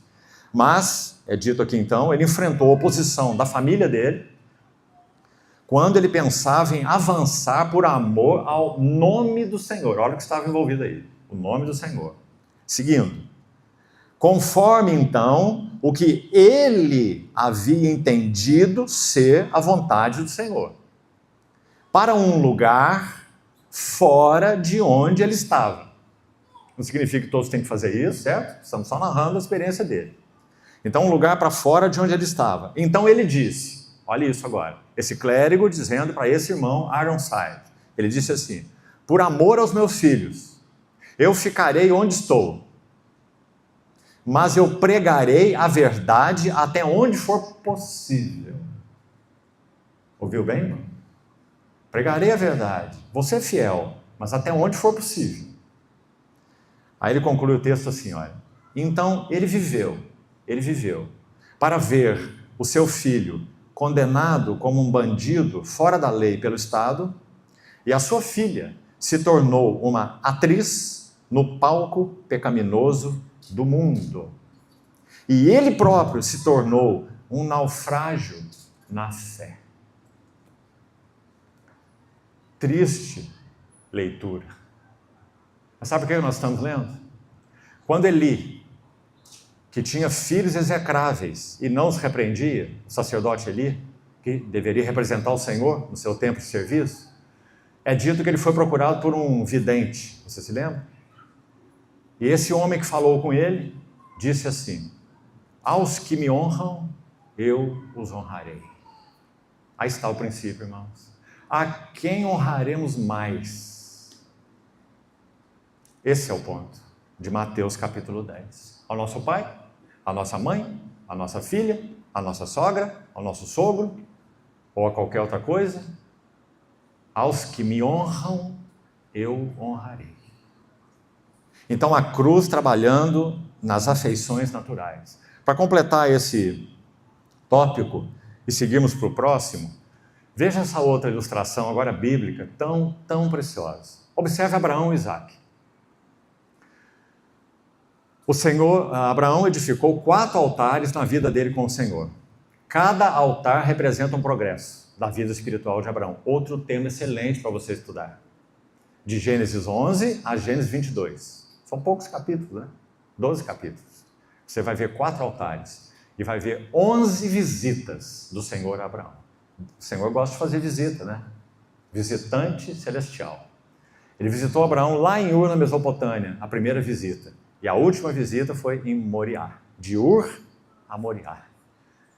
Da casa dos ídolos para a casa de Deus. Que história é essa, meus irmãos? Então, aí está, Abraão. Quando ele chega no Monte Moriá, 4º altar e 11ª visita. Ou seja, ele já andou muito com o Senhor. Então, porque ele andou muito, o Senhor pode tocar num lugar muito especial, que não poderia tocar antes. Ele precisava ser preparado. 1 altar, 2 altares, 3 altares, 4 altares. 1 visita, 2 visitas, 11 visitas. Então agora ele já estava preparado para que o Senhor tocasse lá no ponto mais central. E o ponto mais central se chama Isaac. Por quê? Porque Isaac é o filho da promessa. Ele ouviu de Deus, não foi de ninguém mais, de Deus, que disse assim: é aqui que serão benditas todas as famílias da terra. Isso não é pouca coisa, irmão. Quando Abraão, e depois Abraão tinha 100 anos quando gerou Isaac. Bom, eu também sou avô. Eu imagino Abraão gerando Isaac aos 100 anos. No mesmo dia ele se torna papai e vovô. Não é? Então ele agarrou aquele Isaac como sendo o dom com D maiúsculo. Esse aqui é o dom de Deus para mim. Esse aqui é a promessa de Deus. Eu posso perder tudo, posso perder minha vida, minha mulher pode perder a vida dela, mas esse menino, não. Esse é o dom, esse é a promessa. Se ele for perdido, as nações da terra estão perdidas, porque a promessa foi feita em cima dele. Então está lá, afeições naturais, além do significado espiritual, é óbvio, não é? Então, irmão, o texto é tão interessante, porque enquanto Abraão vivia a vida de altar para altar, de altar para altar, nós vemos que quanto a Isaac, foi diferente. A peregrinação de Abraão, de todos os patriarcas, foi marcada por vida de altar e de quê mais? Você lembra? Tenda, não é? Vida de altar e tenda. Altar fala de consagração e tenda fala de peregrinação, não é? Consagração, peregrinação, altar e tenda. Também é outro lindo tópico para meditação. Então assim Abraão viveu. Quando Isaac nasceu, escute bem isso, ele colocou o Isaac imediatamente na sua tenda. E esse foi o problema. Então agora chegou o tempo em que o Senhor queria que Isaac passasse pelo altar. Porque tudo em nossas vidas que não passa pelo altar e é recolhido em nossas tendas, irá nos corromper. Esse é o princípio espiritual, irmãos amados. Então Isaac foi recolhido na tenda, sem passar pelo altar. O amado Isaac, filho da promessa, dom de Deus.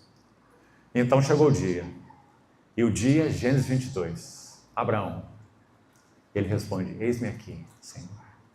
E o Senhor diz: oferece-me o teu filho, Isaac, teu único filho, a quem amas. Agora o Senhor foi lá no íntimo, sobre um dos montes que eu te mostrarei. Sabe o que significa Moriá? Visível ou testemunho. Moriá. Então, o texto vai dizer: caminhavam ambos juntos. Em determinado ponto os servos iam, e outro ponto Abraão disse: agora vocês fiquem aqui, só eu e o rapaz, iremos até lá. Mas interessante que ele diz: voltaremos. Interessante, né? Porque foi dito para colocar o filho no altar e oferecer um sacrifício. Então os dois sobem. Como que eles sobem? Pense comigo, irmão. Veja a história. Quando eles sobem ao monte, nós temos o pai da fé e o filho da promessa. Não é assim? E os dois estão andando muito juntos. Como é que vai separar os dois? Pai da fé, filho da promessa. Caminhando juntos. Mas, quando eles subiram o monte, Abraão cria nas promessas de Deus. Por isso ele falou, eu, rapaz, vamos até lá e nós voltaremos. Porque qual era a promessa de Deus? Em Isaac serão benditas todas as nações da terra. O que mais que nós vemos em Hebreus 11? Que quando Abraão colocou ele sobre o altar, Abraão cria que Deus era poderoso até para ressuscitar Isaac dentre os mortos. Ele sabia que Deus não ia negar a sua promessa, que se fosse o caso de Abraão ter que descer a faca sobre ele, Deus teria que ressuscitá-lo. E esse não era um problema de Abraão, esse era um problema de Deus. Não é? Porque Deus fez a promessa, como é que vai ser agora então? Isaac está morto, Deus só pode ressuscitá-lo para cumprir a promessa. Não é? Mas irmãos, isso não importa. Importa é que é o seu filho único e amado Isaac. Então quando ele sobe um monte, pai da fé, filho da promessa, Abraão cria nas promessas de Deus. Guarde isso. Mas então eles chegam lá, o altar é firmado, ele amarra o Isaac, toda a cena está lá registrada em detalhes. Imagina ele olhando para o seu filhinho, um homem de 100 anos, seu filhinho adolescente, nessa época, e ele levanta a sua adaga contra ele. Então ele ouve aquela voz, Abraão, não faças isso. Deus nunca se agradou e nunca pediu sacrifícios humanos. Isso é coisa dos pagãos, não é? Mas Abraão foi até o fim, até aquele momento. Porque, irmãos, essa execução aí aconteceu no coração de Abraão. Certamente. Então ele só parou essa adaga porque ele ouviu aquela voz. Não faças isso. Agora sei que temes a Deus e que não me negaste o teu único filho. Então você conhece o resto da história? Agora vamos pensar nos dois descendo o monte. Quando eles sobem o monte, Abraão cria nas promessas de Deus. Mas agora quando eles descem o monte, depois de Isaac ser colocado no altar, Abraão cria no Deus que fez as promessas. E isso é muito diferente. Muito diferente. O Deus que fez a promessa. E agora caminham ambos juntos. Meus irmãos, quando Paulo escreve aos Coríntios, 2 Coríntios 5, ele diz assim, assim que nós, daqui por diante, a ninguém conhecemos segundo a carne. E se antes conhecemos a Cristo segundo a carne, agora já não o conhecemos deste modo. Porque aquele que está em Cristo é uma nova criação, e as coisas velhas já passaram, e eis que tudo se fez novo. É um texto conhecido de muitos de nós, não é? Deixe-me buscar colocá-lo no contexto que nós estamos compartilhando. A morte do Senhor Jesus, a cruz do Calvário, ela cravou um abismo intransponível entre nós e todas as pessoas e todas as coisas. Tudo. A cruz do nosso Senhor Jesus Cristo nos separou do mundo, da carne, do diabo, das pessoas, das coisas, de tudo. Cravou um abismo intransponível entre nós. Aí você percebe, e agora então? Agora eu vou viver uma vida alienada. Fui separado de tudo por crer no Senhor, pela cruz de Cristo. Não. Mas agora, o nosso relacionamento com todas as pessoas e todas as coisas só pode ser estabelecido no mediador. Cristo é o mediador de todas as relações humanas genuínas. Se nós tentarmos, como cristãos, estabelecermos relações diretas com coisas ou pessoas, nós seremos corrompidos. Só pode haver realidade nas nossas relações com coisas, inclusive, irmão. Se você tentar estabelecer uma relação direta com seus bens, você vai cair em idolatria, em avareza. Porque você tem uma relação direta com o seu dinheiro, uma relação direta com seus bens, uma relação direta com os seus prazeres, lazer, por exemplo, bem-estar, certo? Ou uma relação direta com pessoas. Todas as relações diretas são corruptas. Nós só podemos estabelecer relações no mediador. Relações genuinamente espirituais, é claro. Então aí Mateus 10 está nos ensinando. Quem ama mais do que, quem ama mais do que, quem ama mais do que, não é digno de mim. Então pense sobre isso, irmão. E que coisa linda quando aplicamos isso para a nossa realidade cristã. Nós não amamos os nossos irmãos porque eles são amáveis, digamos assim. Assim como nós também, por natureza, não somos, ninguém é. Nós não amamos os nossos irmãos por empatia. Nós não amamos os nossos irmãos por causa de compatibilidade social ou cultural. ou seja lá o que for. Nossas relações são estabelecidas, se são genuínas, no mediador. Quão importante é isso, irmão? Então aí está, vamos para o próximo passo, resumir esse aqui. O trabalho da cruz, pela palavra, guarde isso, pelos arranjos de Deus, a providência de Deus, para nos separarmos, para que sejamos separados de afeições puramente naturais. Muitos irmãos são impedidos de seguirem a jornada com o Senhor por causa de afeições naturais. Respeitos humanos, prioridades de afeições naturais. Segundo texto, Mateus 16. Esse texto de Mateus 16, a mesma frase é usada, a mesma chave. Ela está lá no verso 25 de Mateus 16. Quem quiser salvar sua vida, perdê-la-á, e quem perder a vida por minha causa, achá-la-á. Agora, qual é o contexto? Olha que interessante. Verso 22, vamos direto a ele. Nosso Senhor, depois daquela experiência tremenda nas bandas de Cesareia de Filipe, com os discípulos, quando ele pergunta quem diz os homens que eu sou, Pedro vai dizer, tu és o Cristo, Filho do Deus vivo. No verso 21, nosso Senhor começa a dizer que era necessário que ele fosse para Jerusalém, sofresse, morresse, ressuscitasse.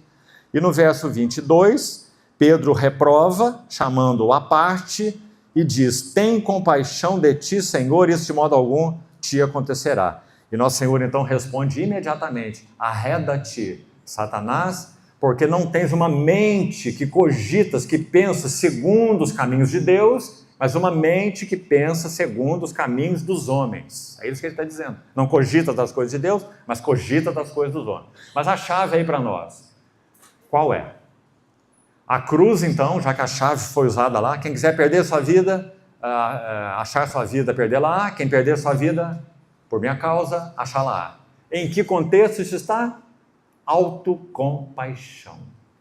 Olha isso, irmão. Autocompaixão.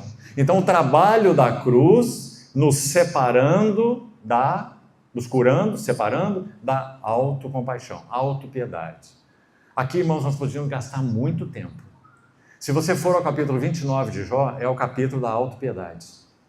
Jó, com todo aquele sofrimento que ele estava passando, olhava para dentro de si e estava morrendo de compaixão por si mesmo. O capítulo seguinte é o capítulo da autojustificação, 30. E o capítulo 31 é o capítulo da autoglorificação. Olha esse auto na frente de tudo. Ele está cheio de autocompaixão, se autojustificando e se autoglorificando. E o livro tem uma pausa ali, né? Porque o finzinho do capítulo 31, o último verso, termina assim, fim das palavras de Jó. É um dos versículos mais bonitos do livro de Jó. Fim das palavras de Jó. E aí depois dele, Eliú começa a falar, porque Eliú representa o Espírito Santo. Então Eliú começa a falar e Jó fica quietinho pela primeira vez. Ele vai ouvindo Eliú, ouvindo, de capítulo 32 ao capítulo 37. No capítulo 38 começa assim. Depois disso, depois que Eliú falou, representando o Espírito Santo, enquanto, só de passagem também, olha, ele faz Bildade e Zofar, não são os três amigos de Jó? Eles representam as emoções, a mente e a vontade. Porque quando nós estamos entrando aí e sendo aprofundados em sofrimento, o que começa a gritar conosco são os elementos, as faculdades da nossa alma. Por que eu estou sofrendo? Nosso sentimento, nossas emoções vão sendo estilhaçadas. Nossa vontade vai se rebelando. Ele faz emoções, Bildade, pensamentos, Zofar, vontade. Depois você estude o livro de Jó nessa luz. Então, só a alma que está falando, a alma de Jó. Pensamentos, sentimentos, desejos. Ele chega a dizer que Deus é injusto com ele. Ele chega a dizer que Deus é o caçador e ele é a caça. Dizendo, Senhor, por que o Senhor me persegue? Coloca o olho em outro, porque eu já estou cansado. Ele chega a dizer, eu sou justo. Não precisa ser muito esperto para entender o que ele está querendo dizer, né? Eu sou justo. O Senhor é injusto em tratar comigo dessa maneira. Porque se eu sou justo, eu não merecia isso. Jó parece ser, me perdoe aqui o nosso irmão Walter, me parece ser advogado também. Porque o Jó vai dizer assim no determinado ponto do teu livro, do livro dele, olha o que ele fala: eu já tenho bem encaminhada a minha causa, que o Todo-Poderoso se defenda. Mas o problema de Jó é que Deus não descia ao tribunal dele. Então, Deus respondia a Jó com silêncio. Então, o silêncio de Deus era ensurdecedor. Como se Jó dissesse: meu Deus, me fala pelo menos uma palavra, o Senhor não tem nada para me falar, olha a condição que eu estou, e o Senhor não fala nada. Então, assim é esse maravilhoso livro. Sabe por que toda essa história? Porque o Senhor ia tirar Jó de um conhecimento de Deus, e ele tinha conhecimento de Deus. Deus dá testemunho. Homem justo, íntegro, reto, temente a Deus e que se desvia do mal. Um homem tremendo. Ele tinha um nível de conhecimento de Deus, mas o Senhor queria levá-lo a um nível muito mais alto de conhecimento de Deus. É ele que fala no final do livro: eu te conhecia só de ouvir falar. Segunda mão. Conheci de segunda mão, mas agora os meus olhos te veem. E eu me arrependo. Do que ele se arrependia? De ter atribuído a Deus o que ele atribuiu. Que Deus era um predador, um caçador, injusto, tratando ele mal. Agora meus olhos te veem, e eu me arrependo e eu me abomino. A palavra abominação no hebraico é muito forte. Ela está sempre ligada à adoração de ídolos. Os ídolos são abominação. Então, quando Jó diz eu me abomino, irmãos, em outras palavras, ele está dizendo, ele está entendendo que o ídolo dele era ele próprio. E o versículo seguinte, do capítulo 42, é assim: e mudou o Senhor o cativeiro de Jó. Pena que algumas traduções dizem assim: mudou o Senhor a sorte de Jó. Parece que Jó agora era sortudo e antes ele era azarado, não é? Mas o que na verdade o versículo diz é: mudou o Senhor o cativeiro de Jó. Porque antes Jó era cativo de quê? Dele mesmo. Como que olhando no espelho todo o tempo, né? Justo, íntegro, reto, glorioso. Ele saía na praça, ele diz, os jovens iam embora, se retiravam. E os príncipes punham a mão na boca, porque Jó ia falar. O grande Jó. Você vê?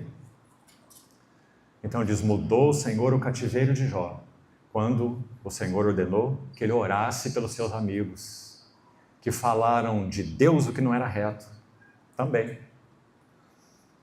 E concedeu a ele o dobro do que tinha. A porção dobrada nas Escrituras sempre fala de plenitude. Sempre, sempre. É o direito de primogenitura. Então ele recebeu a porção dobrada. Ele foi muito além no conhecimento que ele tinha de Deus. Que maravilha, irmãos. Mas lembre-se, a autocompaixão fez Jó gemer no seu ser interior.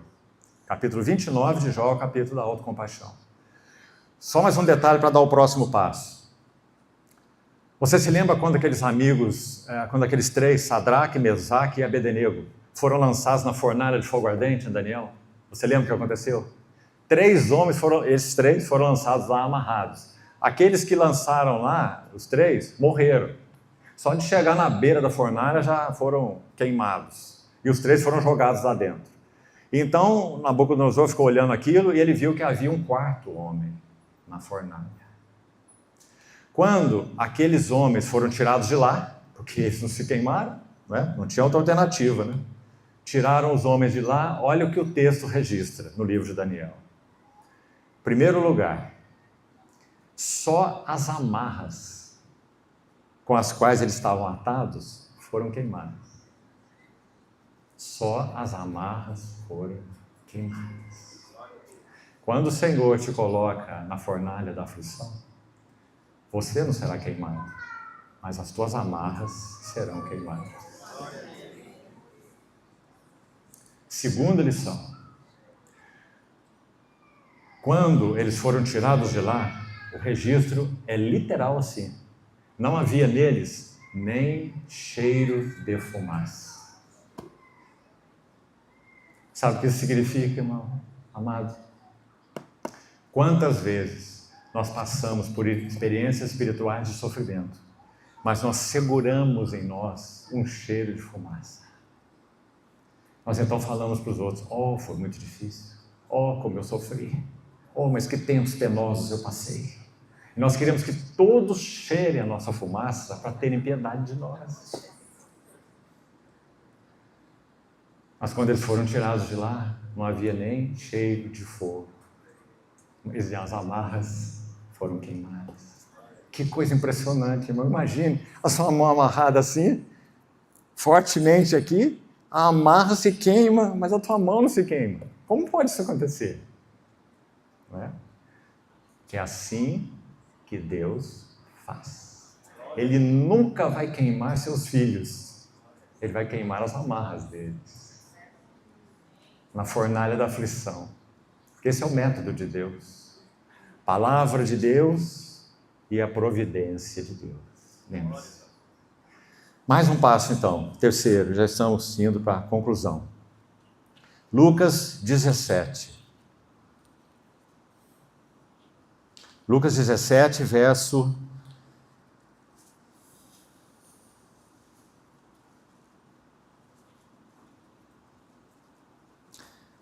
33.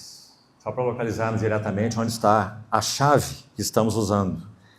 Lucas 17, 33. Quem quiser preservar a sua vida, perdê-la-á, e quem a perder, de fato a salvará. Então guarde bem, sempre a mesma chave. Mas olha que os contextos são muito distintos, não é interessante?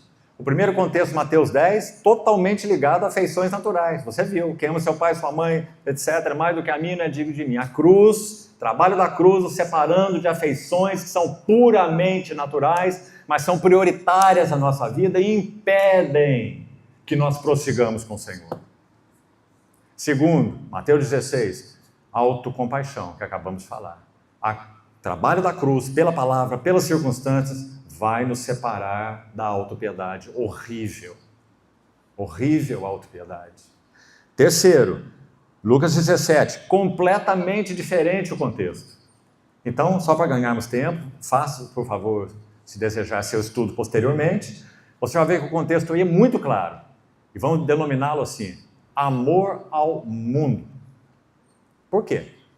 Porque o Senhor está dizendo aí no contexto que na vinda dele, que a vinda dele, os dias da sua vinda serão como os dias de Noé. E também os dias da sua vinda serão como os dias de Ló.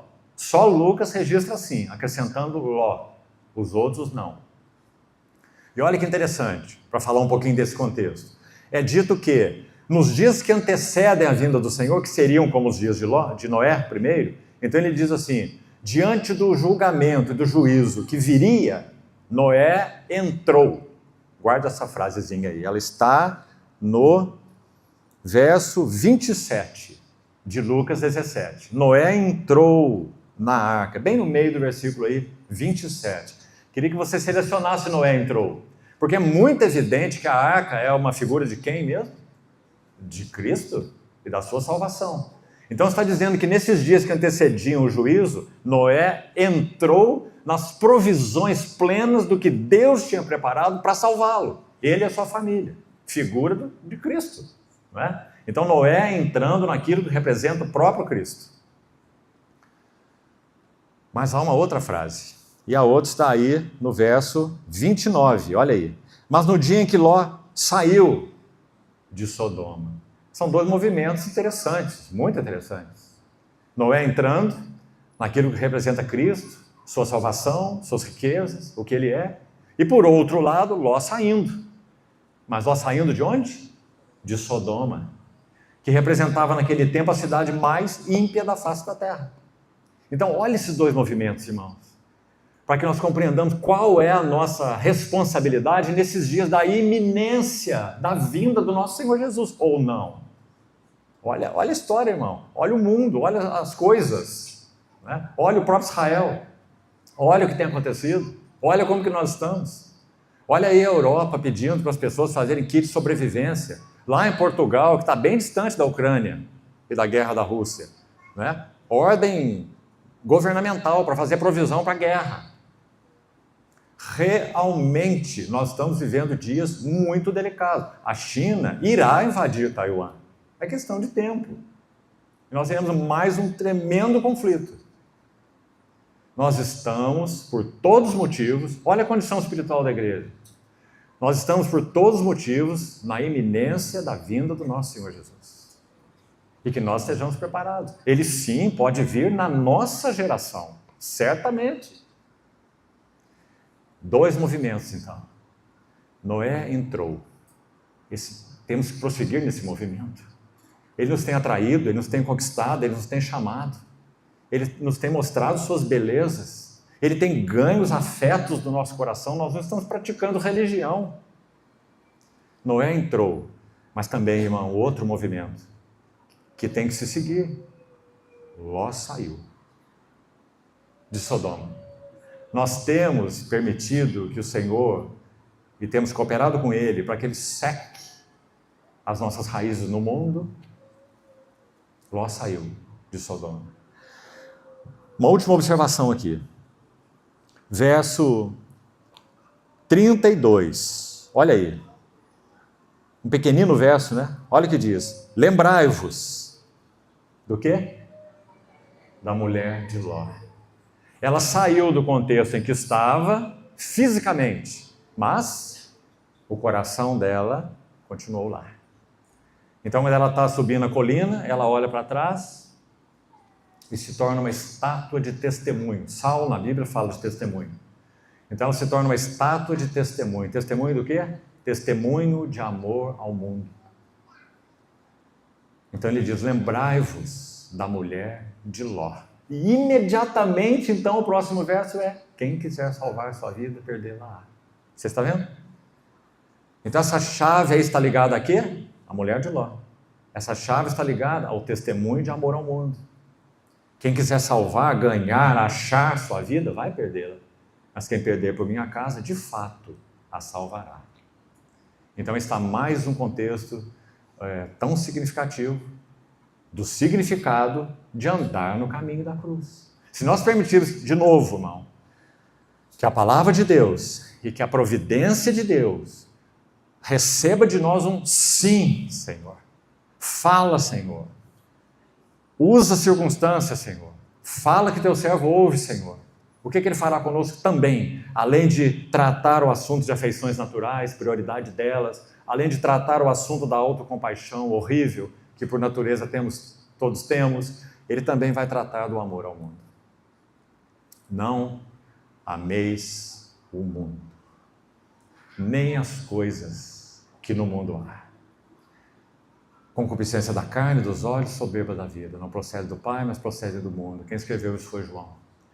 Quando o Senhor Jesus partiu de Betânia e uma nuvem o encobriu dos olhos dos seus discípulos, o coração do João se tornou o coração de uma viúva.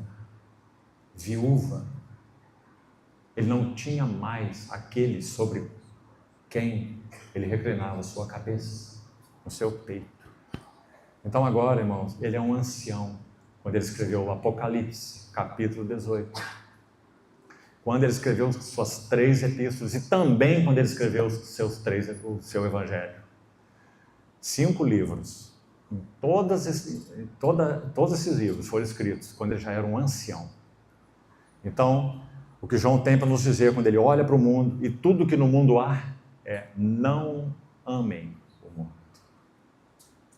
O mundo passa e junto com ele toda a sua concupiscência. Mas aquele que faz a vontade de Deus permanece eternamente. Quando ele fala, Apocalipse 17 e 18, Babilônia política e Babilônia religiosa. Quando ele fala da Babilônia religiosa, Apocalipse 18, versículo 4. Quando ele, olha bem, fala sobre a religião sem Deus. Quando ele fala dela, ele a descreve assim, que Babilônia diz, estou sentada como rainha, viúva eu não sou. Sabe por que essa Babilônia religiosa do fim dos tempos, ela está aí, diante de nós. Sabe por que ela não é viúva? Porque ela se prostitui com muitos amantes. É o que Apocalipse 17 e 18 ensina. Então ela não é viúva.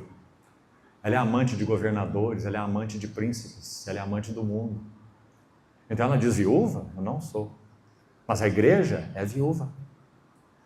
Porque experiencialmente falando, o seu Senhor não está aqui.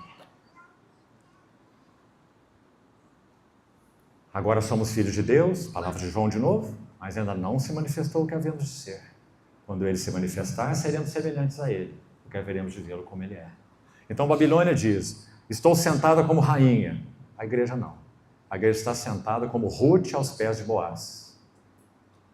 Boaz pergunta: quem é você? Ela diz: sou Ruth, tua serva. A igreja se assenta como serva, Babilônia se assenta como rainha. A igreja é viúva, Babilônia tem amantes. E segundo, terceiro, lá no texto de Apocalipse 18, pranto eu nunca hei de ver, diz Babilônia. Claro que não. Ela vive com os amantes, ela vive com o melhor do mundo. Pranto eu nunca hei de ver. Mas e a igreja? Bem-aventurados os que choram, porque eles serão consolados. Bendito seja o Senhor, meus irmãos. Nós não vivemos um triunfalismo religioso. Nós sabemos que sim, até que o Senhor volte, de uma maneira ou de outra, o nosso caminhar será marcado por lágrimas. Você lembra daquele lindo cântico de Otmani, desde Betânia? Mesmo na paz, me sinto tão sozinho. Por ti suspiro em meio do prazer. Jamais minha alma tem satisfação total, porque teu rosto amado não consigo ver. Por sua terra sonha o peregrino. Por sua pátria o exilado além. Distante, distante, o noivo pensa em sua amada. De amados pais saudades os filhos têm. Assim também anelo ver teu rosto, ó meu querido e amado Salvador. Ah, se eu pudesse agora tua face ver. Até quando esperarei por ti, ó meu Senhor? Então, meus amados irmãos, de uma forma ou de outra, até que o Senhor venha, sim, nosso caminhar será marcado por lágrimas. Agora é tão paradoxal, não é? Tão paradoxal que Paulo escreve assim: entristecidos, mas sempre alegres. Pobres, mas enriquecendo a muitos. Nada tendo, mas possuindo tudo. Como desconhecidos, entretanto sendo bem conhecidos. Que coisa maravilhosa, irmão. Então essa será a nossa jornada até que o nosso Senhor Jesus volte. Vamos terminar com o último passo então, João 12. Vamos lá e concluímos. Mais uma menção dessa chave que estamos usando nesses textos todos. João 12, verso 25. João 12, 25. Quem ama sua vida perde-a. Mas aquele que odeia, que palavra forte, na língua original significa aborrecer, mais especificamente. Aquele que aborrece sua vida neste mundo, presta atenção, aborrece sua vida neste mundo, preservá-la-á para a vida eterna. Então aí está a chave, todos os textos, certo? A mesma chave. Aqui, qual é o contexto? Completamente diferente dos outros três. Aqui o contexto qual é? Também foi já lembrado pelo nosso irmão. Uma ocasião única na vida do nosso Senhor. Ele ressuscita Lázaro, um defunto de 4 dias. João capítulo 11. É dito na sequência que por causa da ressurreição de Lázaro, muitos judeus estavam crendo no Senhor. Olha isso. Olha o clímax, por este lado, né? Do ministério do Senhor Jesus aí. Ressuscita Lázaro, judeus estão crendo nele por causa disso. Imagina um ex-defunto. Nós conhecemos ex-presidente, ex-marido, ex-funcionário, mas ex-defunto nós não conhecemos. Então aí está Lázaro andando como um testemunho daquele que é a ressurreição e a vida. Judeus crendo nele. E para completar, gregos fazem uma visita oficial para o Senhor Jesus e querem conhecê-lo. É claro que quando Filipe recebe essa notícia, o que você acha? Ele quase teve um infarto do miocárdio. Porque ele fica entusiasmado. E ele vai procurar o André e diz assim: André, tenho algo para te dizer, você não vai acreditar. Tem uma comitiva de gregos que querem conhecer nosso mestre. E a hora que eles conhecerem o nosso mestre, acabou para Sócrates, para Aristóteles, para Platão, para Arquimedes e para todos os outros. Agora eles vão ver que ele é o sábio, não é? Então eles estão nessa hora. Então eles chegam diante de Jesus e dão uma notícia. Dizem assim: mestre, vou chegar mais perto aqui. Mestre, os gregos querem te ver. Não foi assim? E Jesus responde uma coisa, irmão, que então é para completar um infarto deles. Jesus diz assim: chegou a hora de ser glorificado o Filho do Homem. Como é que eles podiam interpretar isso? Dizendo: é agora então. É agora que ele vai se assentar no trono e nós vamos ser os seus ministros. Não é? Então, o Senhor vai dizer: chegou a hora de ser glorificado o Filho do Homem. Mas o próximo versículo levou-os do Monte da Transfiguração para o Vale da Depressão. Porque o Senhor disse assim: se o grão de trigo caindo na terra não morrer, fica ele só. Eles devem ter olhado um para o outro assim, dizendo, não tem jeito mesmo, né? Porque desde 6 meses atrás, vamos lembrar disso, Lucas registra, Lucas 9, 51. Logo depois do Monte da Transfiguração, Jesus manifestava no próprio semblante a intrépida resolução de ir para Jerusalém. Apesar de tudo o que significava Jerusalém. E ele deixou claro para eles: eles vão me escarnecer, me matar, mas depois de 3 dias eu irei ressuscitar. Mas eles não queriam isso de jeito nenhum. Então, qual é a lição que nós temos aqui nesse contexto, para terminarmos? Aí nós estamos vendo, irmão, a chave. Ganhar a sua vida, então vai perdê-la. Perder sua vida por minha causa, então achá-la. Em qual contexto? A cruz, ou o trabalho da cruz e a busca de glória pessoal. Oh, meus irmãos, quem de nós vai dizer que não temos que lidar com essa coisa horrível que está dentro de nós, chamado glória pessoal? Pense, irmão, medite sobre isso aos pés do Senhor, porque a faca afiada do Espírito, a palavra viva e eficaz de Deus, precisa ir até lá, porque é muito perigoso, irmão. Quando Simei, um descendente de Saul, caminhava do lado de Davi, depois de Absalão ter usurpado o trono de Davi, Davi deixou o trono, subiu lá no seu cavalo, certamente, não ia a pé, né? E foi para o deserto da Judéia. E escreve o Salmo 63. Ó Deus, Tu és o meu Deus forte, eu te busco ansiosamente, minha alma tem sede de Ti, não tem sede de trono, tem sede de Ti. Meu corpo te almeja numa terra árida, deserta, sem água. Assim eu te contemplo no santuário. Irmão, era para Davi estar completamente deprimido. Seu filho usurpou seu trono, um golpe de Estado dado pelo seu filho. Ele está dizendo: eu te contemplo no santuário para ver tua força e tua glória, porque tua graça é melhor do que a vida, e meus lábios te louvam. Veja isso. Salmo 63. Mas sabe o que acontece? Só para usar uma figura. Enquanto Davi ia se retirando de Jerusalém para o retiro, na Judéia, ia do lado dele um descendente de Saul. Saul já tinha sido eliminado, né? E o Simei, descendente de Saul, ia dizendo assim para Davi: você é um homem de Belial, você é um homem de Belial, você é um homem de Belial. E um valente de Davi ficou incomodado com isso, como que olhando para esse homem assim, dizendo: mas o que esse indivíduo está pensando que ele é? Então ele olhou para Davi e falou assim: meu senhor, você não quer que eu tire a minha espada e passe no pescoço desse cachorro morto? Desse cão morto? Aí Davi diz assim para ele: que tenho eu contigo, filho de Zeruia? Se o Senhor enviou para me amaldiçoar, que ele me amaldiçoe. Oh, meus irmãos, por que estamos citando essa ilustração?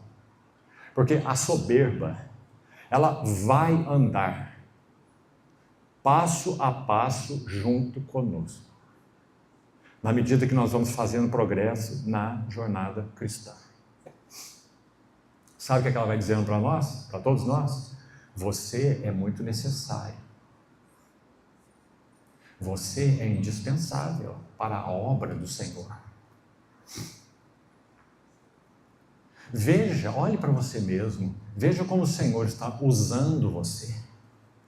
Veja como você é uma bênção. E você vai dizendo assim: a soberba, irmão, vai andando a par e passo conosco na nossa jornada cristã. Quanto mais amadurecermos no Senhor, olha o paradoxo de novo.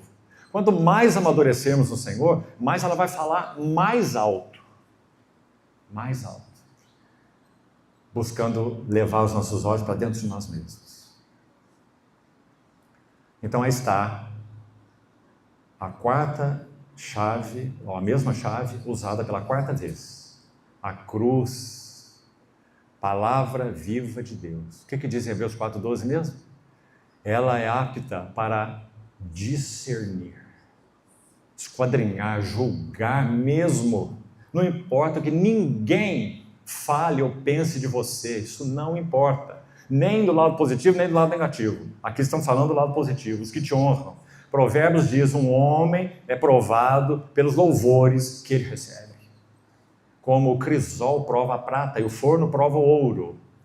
E Provérbios vai dizer também que a soberba precede a ruína e a altivez de espírito precede a queda. Então, o texto de Hebreus 4:12, palavra viva de Deus, se nós dermos um sim para ela, ela vai escrutinar, ela vai sondar os pensamentos e os propósitos do coração. Vou terminar aqui, irmão. Deixe-me ler com você para nós encerrarmos. Ajuda do Senhor, vamos terminar ainda antes do tempo. O último texto e vamos terminar aqui. Abra, por favor, comigo em Filipenses capítulo 1. Vamos ver o que Paulo tem a nos dizer sobre isso, para terminarmos. Filipenses capítulo 1. Paulo está preso na prisão domiciliar em Roma, e ele está, digamos, considerando para que ele vive. E se aquela hora final, naquela prisão, não era a última dele. Quem sabe seria a última, ele está preso. E podia em qualquer momento ser condenado e morto. Então ele está lá na casa alugada, em Roma, preso, escoltado. E escreve dali a Epístola aos Filipenses. Olha isso agora. Verso 19, Filipenses 1:19. Vamos começar daí. Porque eu estou certo de que isto mesmo, pela vossa súplica e pela provisão do Espírito de Jesus Cristo, isso me redundará em libertação. Certo? Então até aqui ele está compreendendo que ali não seria o estágio final da vida e do ministério dele. Então ele diz, me redundará em libertação. Vamos continuar. Aí ele vai dizer, segundo a minha ardente expectativa e esperança, qual é? De que em nada eu serei envergonhado. Antes, com toda a ousadia, como sempre também agora, será Cristo engrandecido no meu corpo, quer pela vida, quer pela morte. Olha o verso 21, que importante. Porque para mim, o viver é Cristo. Nosso viver não é culto, nosso viver não é obra, nosso viver não é igreja, nosso viver não é missão, nosso viver é Cristo. Quando o nosso viver é Cristo, então qualquer morrer é lucro. Seja morrer físico natural ou seja qualquer perda. Porque se Cristo é meu viver, então morrer é lucro. Mas se Cristo não for meu viver, então tudo é perda. Mas vamos ao ponto mais central. Continue aí, por favor. Entretanto, se o viver na carne traz fruto para o meu trabalho, já não sei o que hei de escolher. Ora, de um e de outro lado, eu estou constrangido. Parece que Paulo está colocando os arrazoamentos dele na carta, né? O que ele pensa aí, seus pensamentos mais íntimos. Eu sou constrangido de um lado e de outro. tendo o desejo de partir e estar com Cristo, o que é incomparavelmente melhor. Mas, por vossa causa, é mais necessário que eu ainda permaneça na carne. Para quê? Vamos ver lá. E, convencido disto, estou certo de que permanecerei com todos vós. Agora nós chegamos no ponto, irmão. Para o vosso progresso e gozo da fé. Meus amados irmãos, isso vale para todos nós como cristãos. Um marido, uma esposa, que cuida ali, nesse caso, apenas do seu próprio lar, seus filhinhos, os irmãos, os cuidados entre nós, o serviço na casa de Deus. Só tem um sentido de nós permanecermos vivos, porque o Senhor poderia recolher o nosso sopro aqui de um momento para outro, e seria muito melhor para nós, porque estaríamos com Ele. Então, por que Ele ainda permite que nós estejamos aqui? Sujeito a tudo a que estamos sujeitos. Para o vosso progresso e gozo da fé. No alto motivo para o qual vivemos. Tudo mais é acessório. Não vivemos para trabalhar, não vivemos para progredir intelectualmente, não vivemos para ter promoção na carreira, não vivemos para ganhar dinheiro, não vivemos para acumular mais bens. Para o vosso progresso e gozo da fé. Mas, irmão, isso só será real se a cruz trabalhar em nós. Ou não. Só será real se a cruz trabalhar em nós. Senão nós vamos viver para nós mesmos. Para ganhar a nossa vida. Para achar a nossa vida. Buscando vida. Então, é esse o caminho para o testemunho do Senhor na sua casa. Não há outro. Mas graças ao Senhor, irmão. Não está clara para nós a provisão, o tamanho da provisão que Ele nos fez. Imagine isso. Pela sua bendita palavra, faca afiada de 2 gumes, pela providência que Ele arranja delicadamente na nossa vida. Blaise Pascal, aquele grande, brilhante físico, matemático, Blaise Pascal, há obras dele em português, se você quiser ler. Uma delas chama Pensamentos de Blaise Pascal. Ele foi um servo do Senhor tremendo, mas ninguém na física, no mundo da física e matemática, vai dizer que ele foi. Mas ele foi. Quando ele era consultado por colegas dele para conhecer a física e matemática, a sua genialidade, né? Ele era visitado por muitas pessoas. E depois dele crer no Senhor, você sabe o que ele fazia? Ele cortou um ramo de roseira, um talo de roseira, espinhudo. Então, quando ele ia receber esses visitantes, depois de crer no Senhor, olha o que ele fazia, irmão. Ele se assentava no seu sofá, tomava o galho de roseira, colocava dentro da camisa e ficava sentado no seu sofá, ouvindo as pessoas lá. Quando as pessoas começavam a louvá-lo, ele ia apertando suas costas assim, no encosto, para que o espinho enfiasse nas suas costas, até sangrar. Então, o que esse homem está fazendo? Ele queria experimentar na sua própria carne quem realmente ele era. Ele não era aquilo que as pessoas estavam dizendo que ele era. A soberba sempre andará ao nosso lado. Mas então, concluindo como nós estávamos, graças a Deus por todas essas provisões. A palavra de Deus irá tratar com esse assunto de afeições naturais, para que não sejamos impedidos de seguir com o Senhor por afeições naturais. A palavra de Deus vai tratar com a autocompaixão. A palavra de Deus vai tratar com o amor ao mundo. E a palavra de Deus também tem poder para tratar com a glória pessoal. Para que nós possamos ser servos uns dos outros, amarmos uns aos outros, vivermos uns para os outros, considerarmos cada um os outros superiores a nós mesmos e tenhamos em nós a verdadeira mente que ouve também em Cristo Jesus. E possamos preservar a unidade do Espírito no vínculo da paz. O Senhor seja conosco, irmãos. Amém.